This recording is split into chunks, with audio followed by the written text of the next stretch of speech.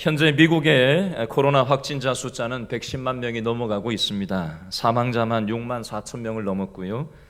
미국 뉴욕시에서만 코로나 확진자는 30만 명이 넘고 사망자만 2만 3천 명을 지금 넘어서고 있습니다.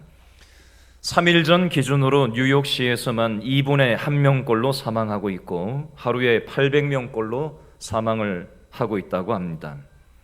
너무 많은 사람이 죽어가고 있기 때문에 뉴욕시 도시 전체가 시신 과부하에 시달리고 있습니다. 병원, 영안실, 장례식장, 묘지, 화장터까지 곳곳이 마비가 되고 있다고 합니다. 지난주 수요일 뉴욕 경찰은 뉴욕 브루클린의 한 장례식장 주변에서 역겨운 냄새가 난다는 주민의 신고를 받고 경찰이 출동을 했습니다. 경찰이 장례식장 앞에 서 있는 화물차가 수상쩍어서 짐칸을 열어서 확인을 해보았더니 시신이 들어있는 가방 속에 며칠째 방치된 50여 구의 부패한 시신이 쏟아져 나왔다고 합니다.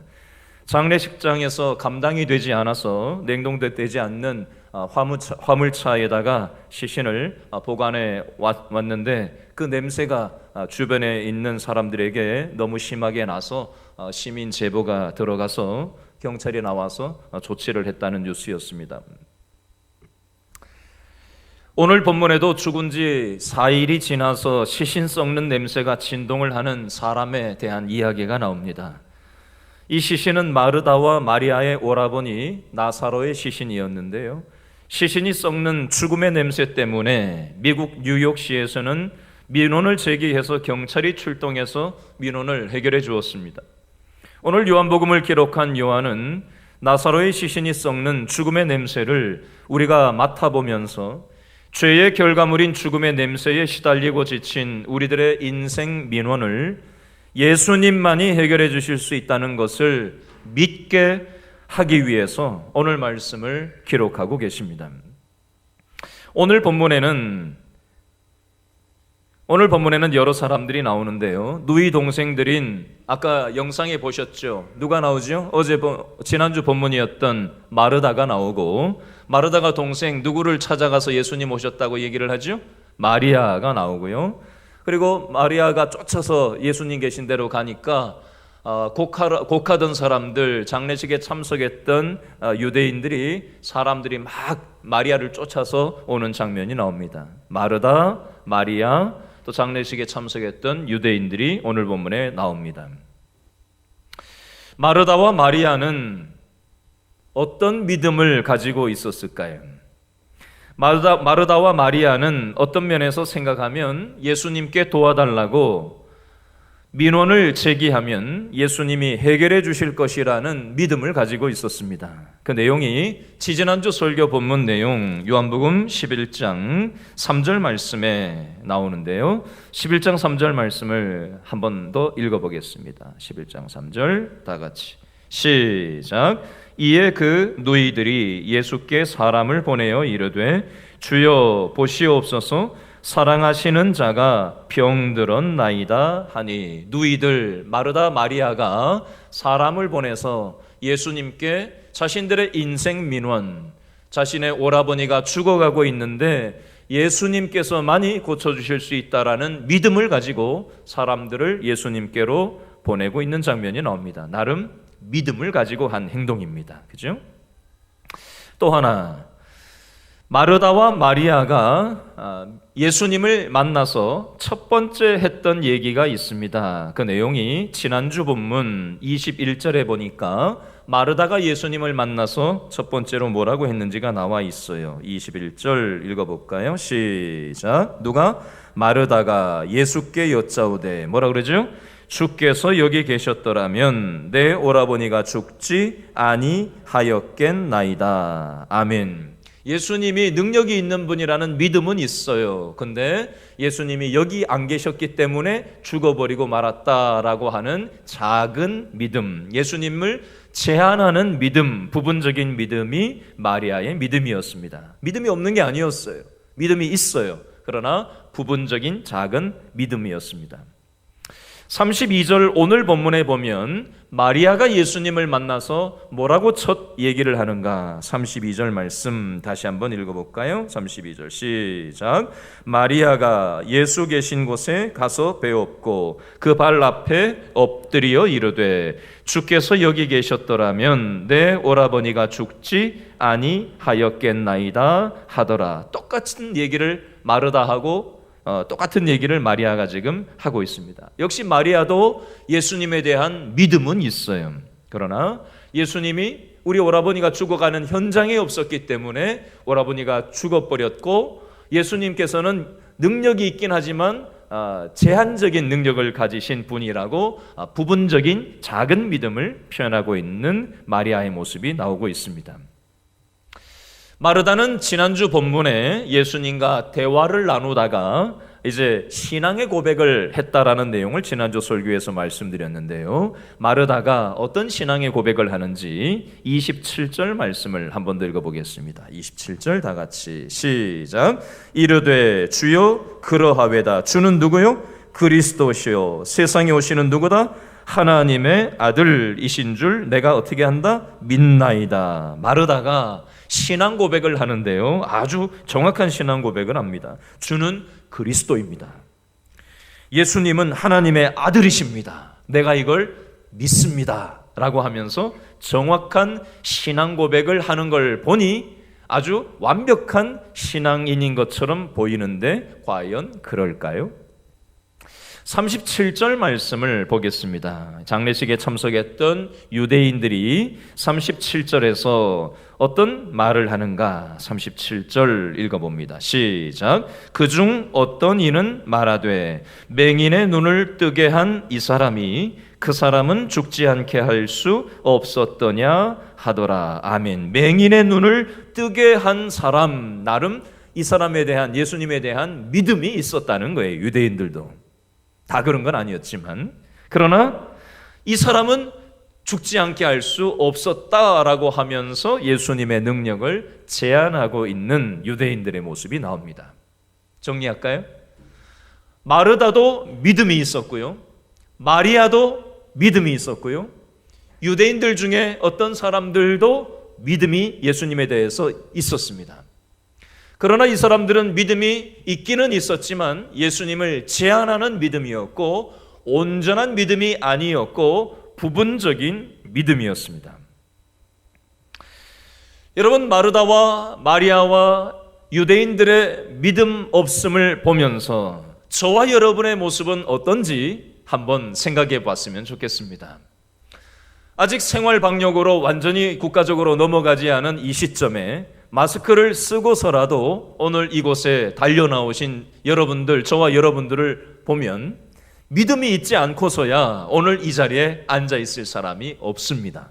그죠? 믿음이 있기 때문에 오늘 여기에 나온 줄로 믿습니다.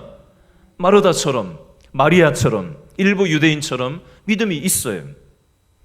그러나 마르다, 마리아, 일부 유대인도 예수님을 믿고 믿음이 있었지만 또 한편으로는 예수님에 대한 믿음이 제한적인 믿음이었던 것처럼, 작은 믿음이었던 것처럼 저와 여러분도 예배당에 나와 앉아있기는 하지만 마음속 한켠에는 과연 나의 삶이 변화될 수 있을 건가?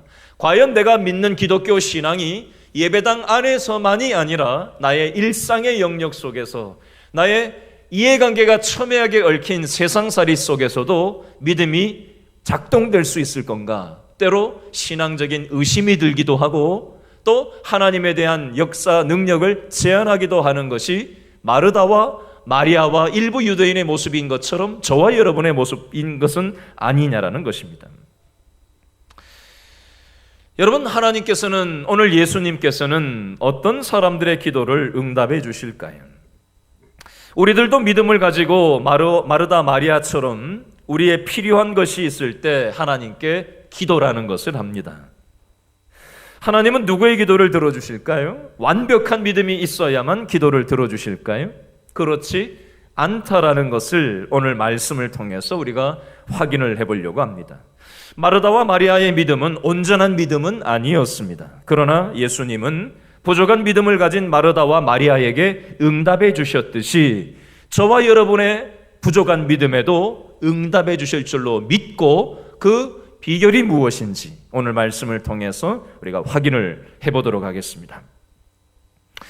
예수님은 마리아를 만나서 어떻게 처신을 하는지 오늘 33절 말씀을 보도록 하겠습니다. 33절 말씀 다 같이 한번 읽어볼까요? 시작. 예수께서 그가 우는 것과 또 함께 온 유대인들이 우는 것을 보시고 심령에 비통히 여기시고 불쌍히 여기사. 아멘.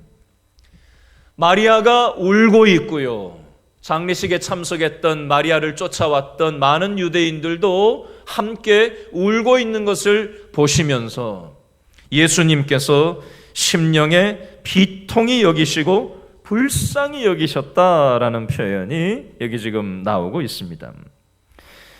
여러분, 여기 비통히 여기시고라는 것에 동그라미를 일단 해놓으시고요. 비통히 여기시고 38절에도 비통히 여기시며의 동그라미를 한번 해놓으시겠어요? 33절 비통히 여기시고 38절 비통히 여기시며. 설명을 좀 하겠습니다. 35절에 보니까 예수님께서 비통히 여기시면서 눈물을 흘리셨다라는 표현이 나옵니다. 예수님의 눈물의 의미에 대해서 좀 생각을 해보겠습니다. 여러분, 마르다와 마리아의 믿음은 온전한 믿음은 아니었지만 예수님은 이 사람들과 함께 울어주시고 함께 마음을 나눠주셨습니다. 작고 부족한 믿음이었지만 예수님은 이 사람들을 내치지 않으시고 이 사람들과 함께해 주셨어요. 마르다와 마리아의 믿음이 온전했기 때문에 예수님이 함께해 주신 것이 아니었습니다. 마르다와 마리아의 믿음이 온전하지 못하고 작은 믿음밖에는 없었지만 그럼에도 불구하고 예수님은 불쌍히 여겨주시고 함께 울어주셨습니다. 그리고 오늘 33절에 심령에 비통히 여기셨다, 38절에 비통히 여기셨다 두 번 반복 강조하고 있는데요. 그러면 예수님이 비통히 여기셨다라는 것은 어떤 의미일까요? 이 비통히 여기셨다라는 것은 사망 권세에 대한 비통함입니다. 사람은 원래 죽도록 창조되지 않았습니다. 그런데 사람들이 선악과를 먹는 죄 때문에 인간에게는 죽음이 오게 되었습니다. 바로 이 죄의 권세 때문에 예수님은 아파하시고 죄에 대해서 분노하고 계신 것입니다. 예수님은 죄인에 대해서는 분노하시지 않고 죄에 대해서 분노하고 계신 것입니다. 동성애를 하고 있는 사람들에 대해서 우리는 그 사람에 대해서 분노하는 것이 아니라 그 사람들이 그렇게 될 수밖에 없었던 그런 그 사람들을 그렇게 만들었던 죄에 대해서 예수님처럼 우리는 분노해야 하는데, 우리는 사람의 잘못을 가지고 그 사람을 잡는 방식으로 분노하는 것이 이 땅의 방식이고, 심지어 기독교인들조차도 그 사람을 잡는 죄인조차도 우리는 품지 못하는 그런 모습이 믿지 않는 세상살이 속에서, 또 심지어 교회 안에서조차 이런 모습이 있습니다. 그런데 예수님께서는 이 죄의 권세로 인해서 휘둘리고 절망하고 이것을 해결하기 위해서 이 땅에 오신 예수님을 제한하고 믿지 못하는 이 사람들을 보시면서 비통히 여기시면서 죄에 대해서 분노하고 계신 것입니다. 예수님은 이 사람들을 비참하게 만든 그 원인에 대해서 분노하시면서 그 원인을 바로 잡고야 말겠다는 결심과 의지를 담아서 이 비통함을 표현하고 계신 것입니다. 계속해서 36절 말씀과 37절 말씀을 보겠는데요. 예수님의 눈물에 대해서 옆에서 지켜보고 있었던 장례식에 참석한 많은 유대인들 중에 두 부류의 사람들이 있었는데요. 첫 번째 부류의 사람들은 36절에 나오고 두 번째 부류의 사람들은 37절에 나오는데, 예수님의 눈물을 흘리시는 모습을 옆에서 지켜본 유대인들이 각각 어떤 다른 반응을 하는가. 첫 번째 36절 첫 번째 반응을 읽어보겠습니다. 시작. 이에 유대인들이 말하되 보라 그를 얼마나 사랑하셨는가 하며. 예수님이 눈물을 흘리시는 모습을 보면서 그저 마르다와 마리아와 이 가정을 얼마나 사랑하셨는가 인간적인 차원에서만 얘기하면서 예수님의 사랑을 인간적인 차원의 사랑으로만 얘기하는 유대인들의 모습이 나오고요. 두 번째 반응 37절 한번 더 읽어볼까요? 시작. 그중 어떤 이는 말하되 맹인의 눈을 뜨게 한 이 사람이 그 사람은 죽지 않게 할 수 없었더냐 하더라. 유대인들의 중에 어떤 사람들은 예수님께서 시각장애인의 눈을 뜨게 하셨다는 사실을 알고 듣고 보았던 사람들인 겁니다.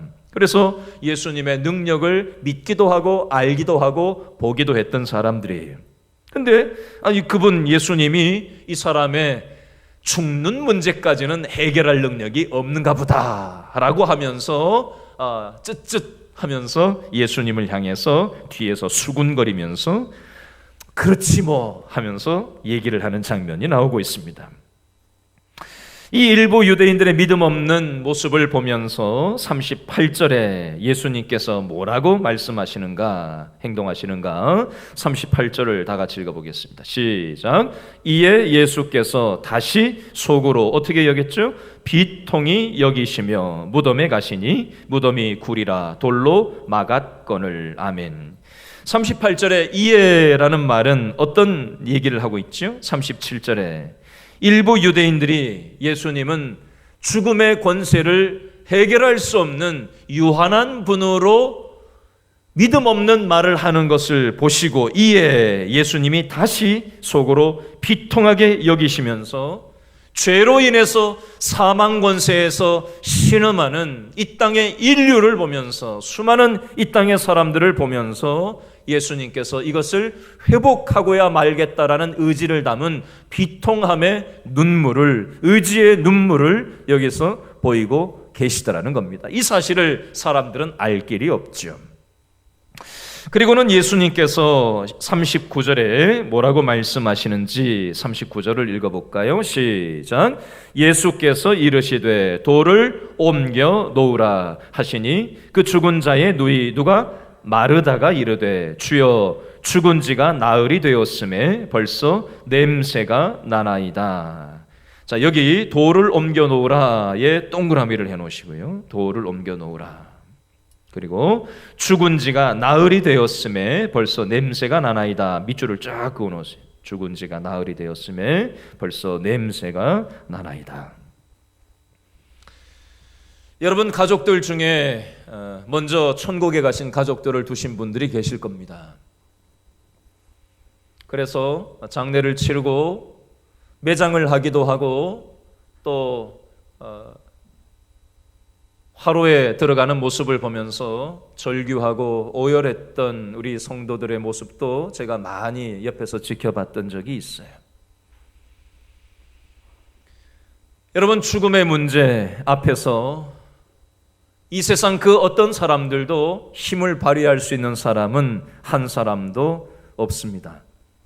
어떤 면에서 오늘 나사로가 죽고 이미 4일이나 지나서 시신이 썩어 들어가고 냄새가 나는 이 상태는 우리는 성경을 보면서 단지 물리적인 나사로의 죽음만을 놓고 보면 되지 않고 이것을 우리 삶 가운데 가지고 와서 한번 적용해서 생각을 해볼 수 있었으면 좋겠습니다.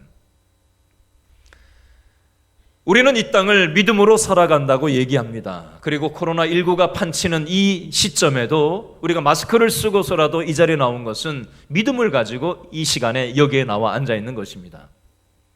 그러나 막상 우리의 차가운 삶의 현실로 돌아가서 우리의 가정생활을 우리가 살아갈 때 또 우리 자녀들과의 관계 속에서 또 앞으로의 나의 경제생활 또 여러 가지 인간관계 여러 가지 매여 있는 것들을 볼 때마다 우리는 죽어서 전혀 변화되지 않을 것만 같은 그런 절망적인 상태로 우리의 가정을 생각할 때도 있고요.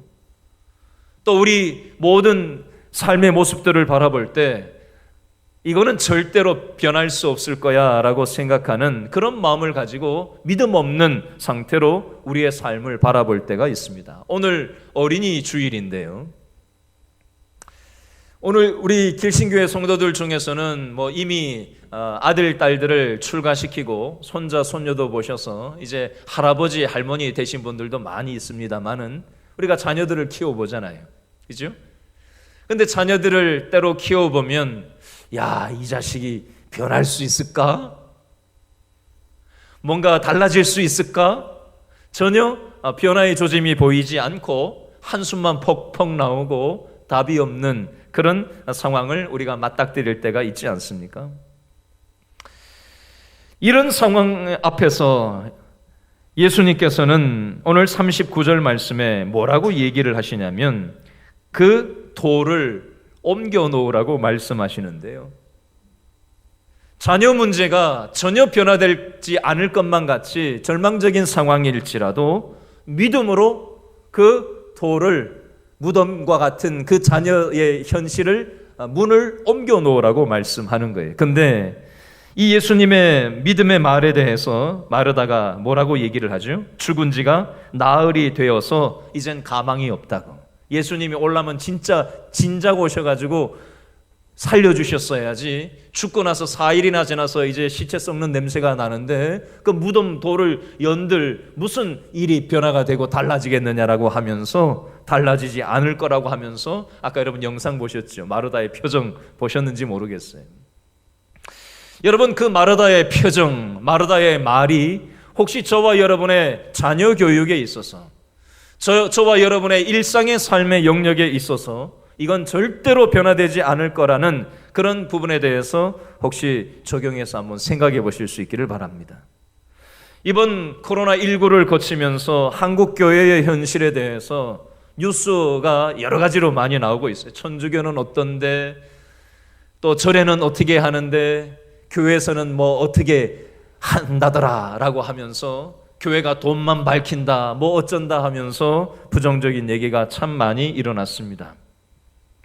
더 큰 문제는 교회 다니는 저와 여러분의 믿음 속에, 생각 속에, 마음 속에 우리 길신교회를 바라보면서 우리 길신교회는 절대로 바뀌지 않을 거야, 이래서 안 돼, 저래서 안 돼 라고 하는 무덤의 돌을 옮겨봐야 뭐가 달라질 수나 있을 거냐라고 하면서 믿음 없는 말을, 믿음 없는 생각을 우리가 혹시 하고 있지는 않느냐라는 것입니다.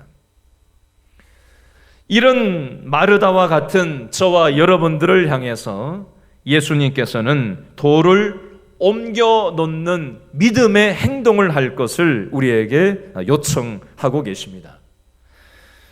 여러분, 예수님께서 이 믿음 없는 말을 하는 마르다를 보시면서 40절에 뭐라고 한마디 더 하시는가? 40절을 읽어보겠습니다. 시작. 예수께서 이르시되 내 말이 내가 어떻게 하면 믿으면 동그라미 하나님의 영광을 어떻게 하리라? 보리라 동그라미 하지 아니하였느냐 하시니. 보리라가 먼저 나옵니까? 믿으면이 먼저 나옵니까? 믿으면이 먼저 나와요. 여러분 이거 한번 생각해 보겠습니다. 믿지 않는 사람들한테 교회 다니자고 예수님 믿자고 하면은 어떻게 이렇게 얘기하는 사람들이 있어요. 내 눈에 예수님을 보이면, 증거가 보이면 내가 믿겠다 이렇게 얘기하는 사람들이 있어요. 그죠? 그리고 저와 여러분들도 신앙생활하면서 왜 믿음의 어떤 증표가 보이지가 않느냐, 뭐가 좀 변할 조짐이 보이지 않느냐라고 하면서 우리는 작은 믿음을 가진 저와 여러분들은 때로 신앙생활을 하다가도 보이지 않는 믿음의 결과물들 때문에 때로 예수님을 제한하고 우리가 믿는 믿음을 제한하는 경우가 있습니다. 예를 들어 보겠습니다. 역대기에 보면 히스기야 왕이라고 나와요. 이 히스기야 왕이 말년에 중병에 걸려서 생사의 기로 앞에 서 있었습니다. 그때 하나님 앞에 살려달라고, 병을 고쳐달라고 기도하는 장면이 나와요. 하나님께서 극적으로 그 병을 고쳐주시고 15년 동안 생명을 연장시켜주는 장면이 나와요. 만약에 여러분들 같으면, 저와 여러분들 같으면 어떻게 하시겠어요? 병원에서 가망이 없다고, 방법이 없다고 손 써봐야 아무 답이 없다고 얘기하는 그 상황인데 기도해서 병이 났어요. 그러면 어떻게 해야 되죠? 하나님 앞에 납작 엎드려서 겸손하게 신앙생활 해야 되잖아요. 그죠? 근데 그 신앙 좋은 히스기야 왕으로 알려져 있는 왕이 그 하나님의 은혜를 입었음에도 불구하고 그 성경 바로 다음에 보면 뭐라고 되어 있는지 아세요? 히스기야 왕이 교만하여서, 히스기야 왕이 교만했대요. 15년이나 생명을 연장받았음에도 불구하고 히스기야 왕이 바로 돌아서서 교만하여서 이웃 나라에서 당신네 나라 좀 보여달라고 찾아오니까, 사신들이 찾아오니까 이 사람들한테 자기 잘난 모습 다 보여주면서 어깨에 힘을 주는 모습이 나옵니다. 그 다음에 바로 결과가 어떻게 되냐면 히스기야 왕과 그 이스라엘 나라가 멸망하는 장면이 바로 연결되어서 나옵니다. 여러분, 여기에 영적인 어떤 원리가 있어요. 여러분, 예수님께서는 이 땅에 병을 고치고 그저 사람들의 문제를 해결해 주시기 원하셔서 이 땅에 오신 것이 아닙니다. 요한복음 20장, 21장에 보면 요한복음을 쓴 목적은 믿도록 하기 위해서 요한복음을 썼다라는 표현이 나오고요. 오늘 11장 42절 끝에 보면 나사로를 살리신 사건도 역시 이 사건을 통해서 마르다와 마리아와 이 유대인들이 예수님을 믿도록 하는 것이 목적이지, 나사로를, 죽었던 나사로를 살리는 것 자체가 목적이 아닙니다. 나사로는 지금도 살아있지 않아요. 나사로는 어느 정도 살다가는 또 장례식을 치르고 죽고 이 땅에는 살아있지 않은 사람입니다. 단지 죽은 사람을 살리는 것도 이거는 우리가 생각도 할 수 없는 부분이긴 하지만 예수님이 나사로를 살린 자체가 목적이 아니라 그것을 통해서 믿음이 작은 마르다, 믿음이 작은 마리아, 믿음이 작은 유대인들에게 믿음을 심기 원하시는 것이 목적이었듯이 저와 여러분도 마찬가지라는 겁니다. 저와 여러분도 믿음이 있기는 있지만 작은 믿음이에요. 부족한 믿음이에요. 온전치 못한 믿음이에요. 그러나 마리아가 32절 말씀에 아까 영상에서 보셨죠? 언니 마르다가 예수님 오셨다는 얘기를 하니까 쫓아가서 예수님 앞에, 사람들이 많이 쫓아오는데 사람들은 생각지도 않고 사람들이 어떻게 보는지는 신경 쓰지 않고 오로지 예수님께만 집중하면서 철퍼덕 엎드려가지고 예수님 앞에, 발 앞에 엎드려서 자신의 연약함을 예수님 앞에 고하는 장면이 나옵니다. 여러분, 어떤 면에서 어린아이와 같은 이 마리아의 자세, 이것이 저와 여러분에게도 어린이 주일을 맞아서 필요합니다. 저와 여러분도 작은 믿음밖에는 없어요. 그리고 때로 예수님을 의심하고 기독교 신앙을 의심하고 예수님을 제한할 때가 있는 온전하지 못한 신앙생활을 하는 사람들입니다. 그럼에도 불구하고 코로나19를 뚫고 오늘 이 자리에 마스크를 쓰고로서라도 이 자리에 나온, 마음에 무릎을 꿇고 이 자리에 앉아있는 저와 여러분들을 예수님께서는 불쌍히 여기시면서 나사로와 그 식구들에게 무덤의 돌문을 옮기라고 얘기하셨던 예수님의 그 음성은 저와 여러분에게도 이 시간 똑같이 적용될 수 있습니다.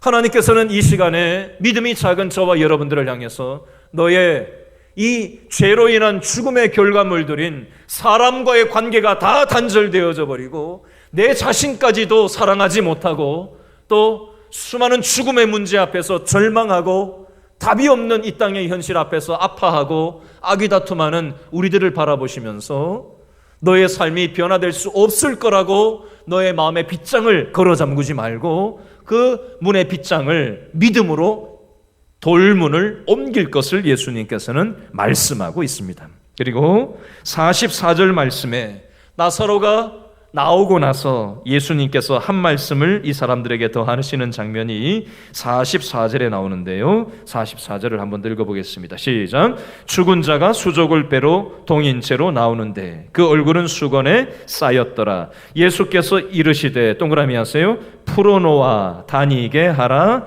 하시니라. 풀어놓아 다니게 하라. 39절에 돌을 옮겨 놓으라. 두 번째 44절 풀어놓아 다니게 하라. 죽은 사람을 살리는 것은 아무리 믿음 좋은 사람도 할 수 없는, 예수님만이, 하나님만이 하실 수 있는 신적인 영역입니다. 그러나 믿음이 작은 우리도 할 수 있는 부분이 있는데 그게 뭐냐면 내 마음의 돌문을, 믿음으로 과연 될까라고 의심했던 그 영역을, 이게 변화될까라고 하는 그 영역의 돌문을 여는 것은 내가 할 수 있는 부분이에요. 수위를 뒤집어 쓰고 나사로가 돌문을 열고 나왔을 때 그것을 풀어놓는 것은 우리가 할 수 있는 부분이라는 거예요. 예수님께서 죽은 나사로도 살리시는데 돌문을 예수님이 자동문이 돼서 열리지 못하게 하시겠어요? 수위가 자동으로 풀어지게 예수님이 못하시겠어요? 할 수 없어서 안 하시고 우리한테 시키시는 게 아니에요. 예수님이 하실 부분이 있지만 우리가 믿음으로 순종하고 우리가 해야 될 목도 있다라는 것입니다. 여러분 한번 생각해 보겠습니다. 우리 길신교회를 향해서 이 부분은 한국교회를 향해서 우리 가정을 향해서 자녀를 향해서 한번 적용해서 생각을 해보세요. 이 부분은 절대로 변하지 않을 거야 라고 혹시 나는 그런 부정적인 말, 믿음 없는 말만 하고 있지는 않는지. 예수님께서는 오늘 이 말씀을 통해서 믿음의 생각을 가지고 믿음의 순종을 하나님께서는 우리에게 보일 것을 말씀하고 있습니다. 오늘 2부 예배가 마치고 1부 예배가 마치고 나서 저한테 문자가 한 통화가 왔어요. 오늘 사실 1부 예배 때 제 한 3년 동안 전도 대상자 되시는 분이 오늘 예배 때 제가 묻지도 않았는데 예배에 참석하겠다고 하셔서 제가 기대를 하고 1부 예배 때 오셨나 봤더니 안 오신 거예요. 그래서 제 마음속에 예배를 마치고 딱 나가자마자 들었던 마음이 야, 이거 안 되는 건가? 그렇게 기도하고 전도 대상자에 대해서 3년 동안 계속해서 3년 반 동안 계속해서 기도하고 있는데 내가 묻지도 않는 말을 본인이 먼저 오겠다고까지 이번에는 했는데 온다고 하고 또 하는 걸 보면서 실망되는 마음이 생기는 거예요. 근데 1부 예배 딱 마치고 나서 문자가 와 있더라고요. 근무가 잡혀서 근무하러 가기 때문에 오늘 근무가 없었는데 가게 돼서 못 갑니다. 죄송합니다 해서 제가 문자를 다시 남겼어요. 그랬더니 감사하다고 다시 문자가 왔더라고요. 여러분, 목사도 항상 100% 온전한 믿음을 가지고 항상 믿음으로 생각하고 항상 믿음의 말만 하는 건 아닙니다. 마르다도 작은 믿음이었고 마리아도 작은 믿음이었고 목사인 저도 작은 믿음이에요. 어떤 면에서 오늘 이 자리에 오신 여러분들도 작은 믿음인지도 모르겠어요. 그러나 우리가 작은 믿음일지라도 마리아가 엎드렸던 것처럼 예수님께 와서 도와달라고 요청했던 것처럼 엎드리고 어깨에 힘을 빼고 이 세상을 지금도 운행하고 계신 하나님의 섭리를, 이 세상은 인간들이 다 망쳐놓았지만 자연은 하나님의 섭리를, 자연이 재생하고 자연이 살아나고 있는 이 자연의 섭리, 하나님의 운행하시는 자연의 그 이치를 보면서 하나님의 역사는 우리의 생각을 넘어서서 지금도 운행하고 있다라는 사실을 저와 여러분들이 기억할 수 있기를 바랍니다. 우리가 망쳐놓고 우리가 하나님을 제한하고 있을 뿐이지 하나님께서는 하나님의 역사로, 하나님만의 방식으로, 하나님의 때에 하나님의 일들을 해나가고 계신 줄로 믿으시기 바랍니다. 근데 하나님은 작은 믿음을 가진 저와 여러분들을 동역자로 부르셔서 우리가 할 수 있는, 교회에서 할 수 있는 작은 믿음의 순종, 한국교회를 위해서 할 수 있는 작은 믿음의 순종, 자녀들을 위해서 할 수 있는 작은 믿음의 순종들을 통해서 하나님은 믿음의 역사를 일으키고 계시다라는 사실을 기억하시고 용기를 잃어버리지 마시고 오늘도 나의 일상생활 속에 내가 옮겨야 될 돌문은 무엇인지, 내가 풀어놓아야 될 막혀있는 것은 무엇인지 생각하시면서 오늘 주신 이 말씀 붙잡고 믿음으로 순종하며 나아가는 저와 여러분 다 될 수 있기를 바랍니다. 기도하겠습니다.